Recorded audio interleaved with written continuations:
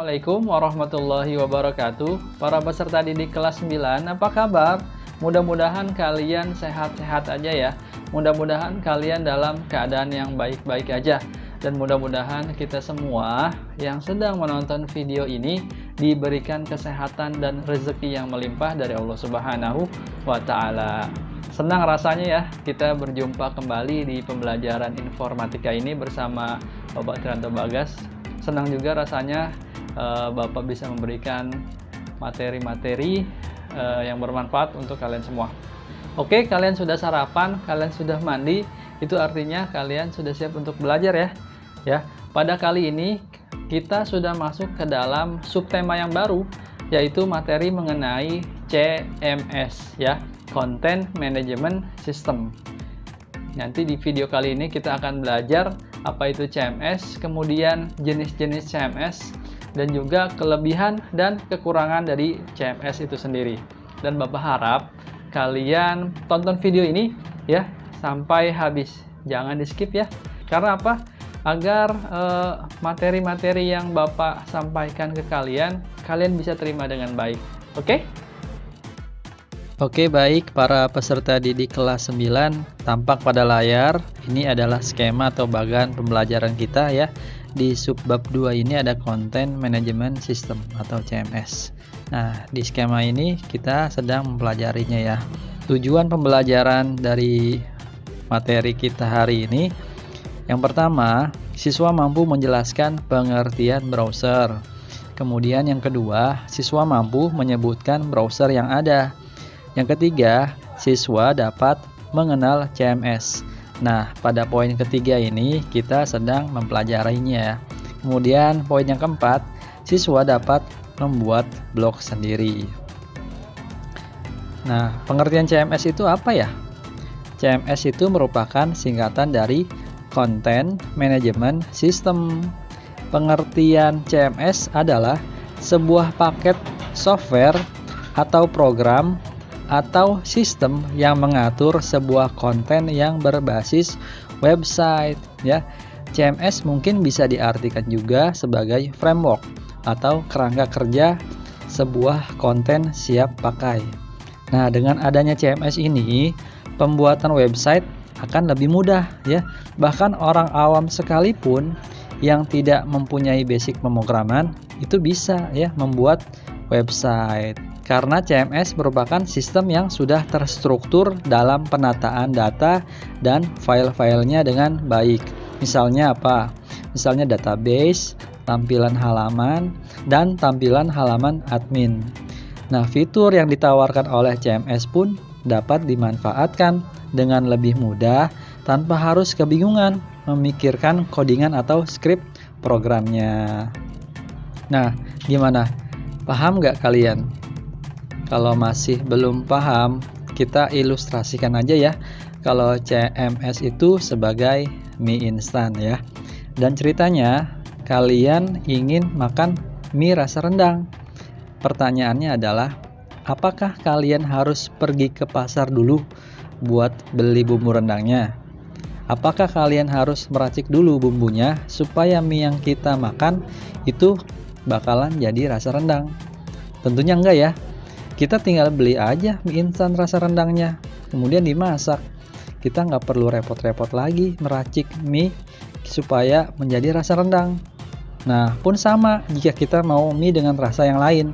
Kita tinggal beli aja, karena semua sudah disiapkan secara instan. Baik bumbunya, baik mie-nya ya, tinggal dimasak aja.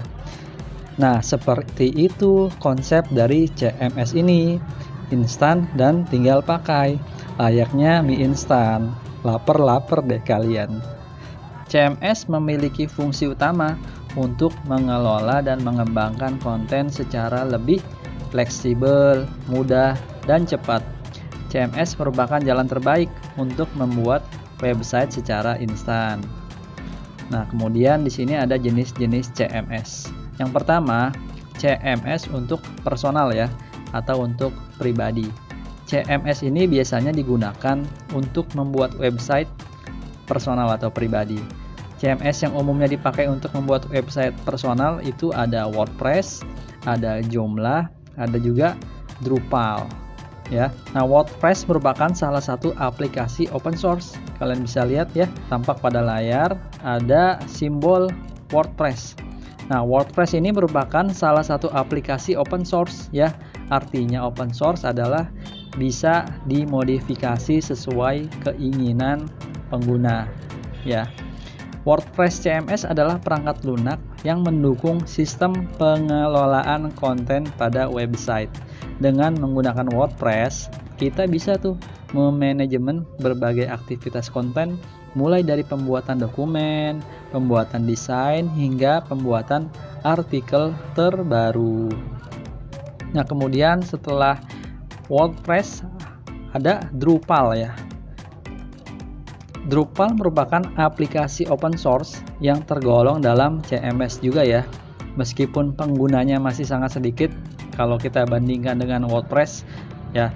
Proses instalasi dari Drupal sama ya dengan aplikasi CMS yang lainnya. Nah, kelebihan dari Drupal CMS adalah dari sisi keamanan yang sangat diperhatikan oleh pengembang Drupal ya. Kemudian CMS selanjutnya ada Joomla ya. Nah, Joomla merupakan salah satu bentuk sistem manajemen konten yang cukup banyak juga digunakan oleh pengembang website di dunia jika dibandingkan dengan Drupal. Nah, paket dari Joomla dibuat terpisah sehingga mudah digunakan dan memiliki berbagai jenis tema seperti pada WordPress. Nah, Joomla ini juga menerapkan prinsip model view controller ya atau MVC. Sama seperti prinsip pengembangan perangkat lunak berbasis website pada umumnya ya, ada MVC.